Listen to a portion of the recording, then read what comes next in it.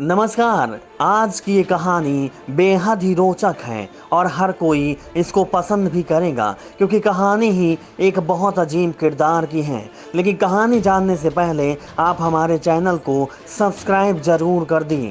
जी हाँ, आज हम आपको कहानी बताएंगे कि पूर्वांचल का वह डॉन जिससे मुख्तार अंसारी और अतीक अहमद भी लेते थे दुश्मनी, जेल में बुलाते हैं उसे बाबा। इस बाबा के किरदार की कहानी आज हम आपको बताएंगे। तो आपको बता दें कि वाराणसी के पूर्वांचल के इलाके में माफियाओं का इतिहास काफी पुराना रहा है।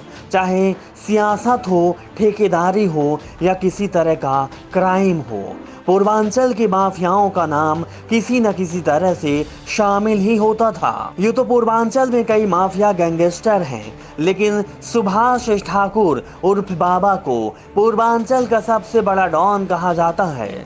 सुभाष ठाकुर वह माफिया है जिससे मुख्तार अंसारी और बाहुबली अतीक अहमद भी पंगा लेने से घबराते हैं, डरते हैं। जी हाँ, फतेहगढ़ सेंट्रल जेल में उम्र कैद की सजा काट रहे सुभाष ठाकुर पर कई मामले दर्ज हैं। कई मामलों में दोषी भी करार दिया जा चुका है, लेकिन बाबा की जो रौब है वह भी रुकने का नाम नहीं ले रहा है। बाबा को जेल जाने में रहते हुए कुछ ही समय हुआ था। सुभाष ठाकुर आज भले ही जेल की सलाखों के पीछे कैद हैं, लेकिन उनका नाम पूर्वांचल के सबसे बड़े डॉन में आता है। यहाँ तक कि यूपी के माफिया डॉन में शुमार मुख्तार अंसारी, अतीक अहमद तथा सुभाष ठाकुर से पंगा लेने से कतराते हैं, डरते हैं और जब भी बाबा का नाम सुनते हैं तो सहम सजाते हैं। जी हाँ, मुन्ना बजरंगी भी सुभाष ठाकुर का चरणगोह माना जाता है।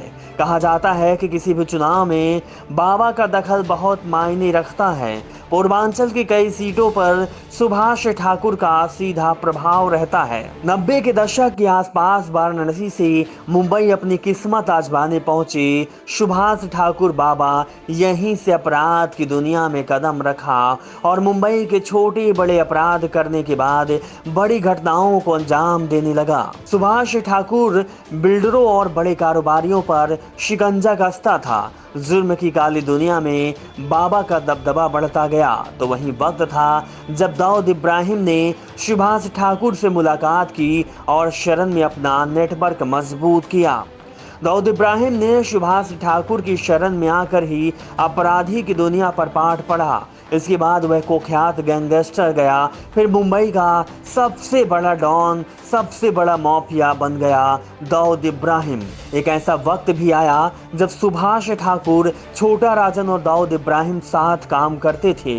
इन तीनों का एक ही दुश्मन था, वह गबली गिरोह। इस गिरोह के शूटरों ने 26 जुलाई 92 को दाऊद के बहनोई इस्माइल पारकर की हत्या कर दी। इस हत्या का बदला लेने के लिए दाऊद ने सुभाष ठाकुर और छोटा राजन को अपने साथ ले लिया। उसी साल 12 दिसंबर को मुंबई के जेजे अस्पताल में गबली के शूटर शैलेश की हत्या कर दी गई। वारदात को खुलेआम अंजाम दिया गया था। खुलेआम शूट आउट होने के कारण हत्याकांड उस वक्त काफी सुर्खियों में रहा था।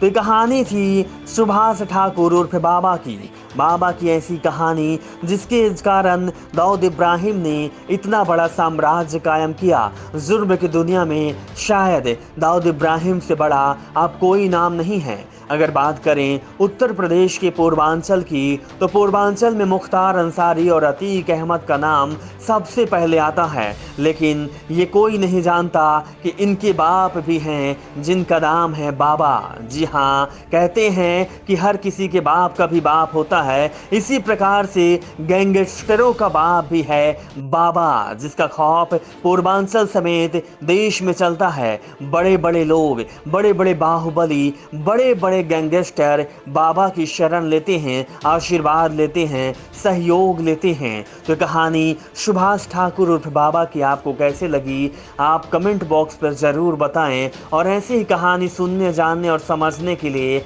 आप हमारे चैनल को सब्सक्राइब ज़रूर ठोकें।